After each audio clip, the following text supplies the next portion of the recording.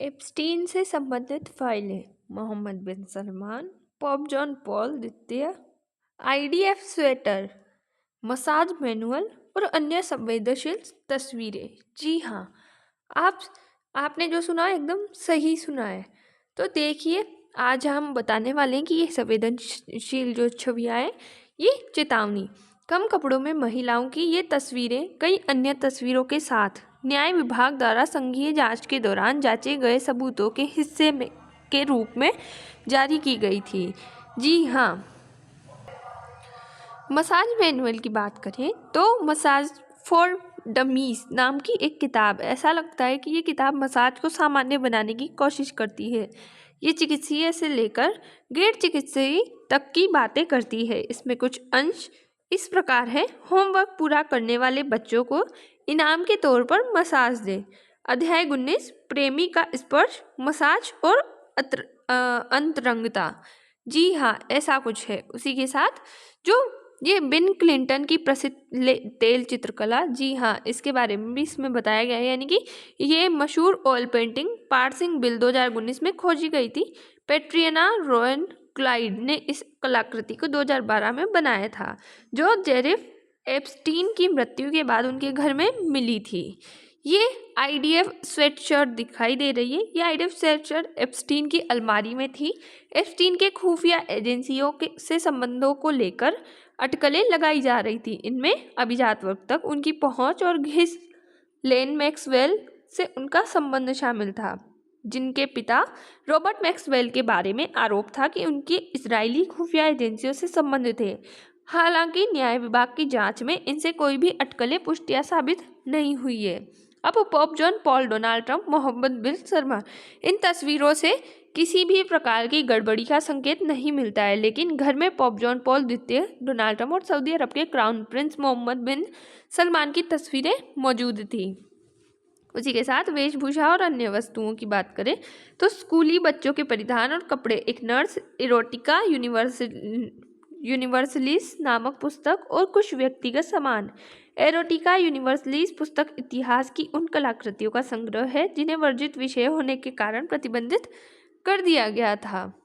उसी के साथ महत्वपूर्ण डिस्क्लेमर क्या है, तो ये फोटोज केवल एप्स्टीन की हवेली में मौजूदगी दिखाती है, किसी भी व्यक्ति के खिलाफ कोई गलत काम का सबूत नहीं है। कई रिपोर्ट्स यानी कि जो एनवाईटी, गार्डियन आदि है, ये स्पष्ट करती है कि ये केवल एसोसिएशन दिखाती है, न कि अपराध में संलिप्तता। डीओजे जांच में कोई न्याय आपराधिक सबूत नहीं मिला।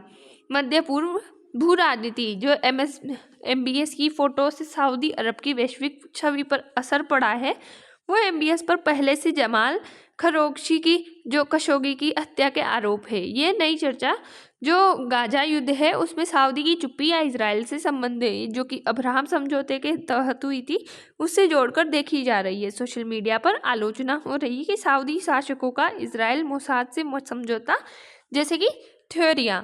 इजराइल कनेक्शन क्या है, तो आईडीएफ स्वेटर और पुरानी अटकलें, जैसे कि एप्स्टीन के पार्टनर घिसलेन मैक्सवेल के पिता रॉबर्ट मैक्सवेल के मसौदा लिंक, इनसे ये इंटरकनेक्टेड है और इजराइल की खुफिया क्षमताओं और ब्लैकमेल थ्योरी को मजबूत करती है। अमेरिका की विदेश नीति यानी कि ट्रंप और क्लिंटन दोनों की फोटोज से अमेरिकी इलिटिज्म और लॉबिंग का मुद्दा ट्रंप शासन में एमबीएस निकटता, आर्म्स डील पर सवाल उठ रहे हैं।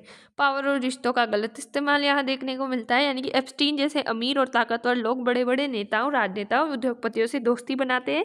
वे पैसे, पार्टी और गिफ्ट का लालच देकर अपना जो एलिटिस्ट नेटवर्क है, यानी कि केवल ऊंचे लोगों का ग्रुप बनाते हैं। इस नेटवर्क का इस्तेमाल वे अपनी गलत हरकतें जैसे कि सेक्स ट्रैफिकिंग छिपाने और ज़्यादा पावर पाने के लिए करते हैं। नैतिक सवाल यह है कि ताकत का इस्तेमाल दूसरों की भलाई के लिए होना चाहिए, न कि खुद की गलत कामों को बचाने के लिए। पारदर्शिता और न्याय का मुद्दा, यानी कि अमेरिकी सरकार डीओजे ने एप्स्टीन की फाइलें जारी की है, लेकिन कई हिस्से छिपा दिए गए हैं, रेडेक्टेड है। ये राजनीतिक दबाव में हुआ। कुछ सांसदों ने मांग की कि सब कुछ खोल कर दिखाओ। सवाल उठता है, न्याय व्यवस्था में सबको पूरी सच्चाई पता चलनी चाहिए या कुछ बातें छिपानी चाहिए? पारदर्शिता न होने से लोगों का भरोसा कम होता है। वैश्विक मानव तस्करी और बाल शोषण। एप्स्टीन का केस दिखाता है कि अमीर लोग कैसे नाबालिग लड़कियों को फंसाकर गलत काम करवाते हैं, जैसे कि सेक्स ट्रैफिकिंग, ऐसे गलत काम कराते हैं। ये पूरी तरह दुनिया में हो रही मानव तस्करी और बच्चों के शोषण का बड़ा उदाहरण है। भारत में इसके खिलाफ कानून यानी कि जो पॉक्सो एक्ट है, बच्चों का यौन शोषण रोकने के लिए, और इस जो इमोरल ट्रैफिकिंग एक्ट यानी कि मानव तस्करी रोकने के लिए लाए गए हैं। उसी के साथ इसकी तुलना तो दोनों देशों में कानून है, लेकिन अमीर ताकतवर लोग कानून से बचने की कोशिश करते हैं। यही नैतिक और कानूनी चुनौती है। संक्षेप में देखें तो एप्स्टीन केस दिखाता है कि पावर का सही इस्तेमाल कितना जरूरी है और पारदर्शिता के बिना न्याय अधूरा रह जाता है। निष्कर्ष, ये समाचार कोई नया अपराध साबित नहीं करता, बल्कि एप्स्टीन के व्यापक नेटवर्क को उजागर करता है। सो आई होप आपको एप्स्टीन की जो ये रिपोर्ट थी उसके बारे में समझ आया होगा। आई होप आप अवेयर हो। तो बच्चों का ध्यान रखिए, सेफ रहिए और मिलते हैं नेक्स्ट वीडियो में। तब तक के लिए बाय। Thanks for watch.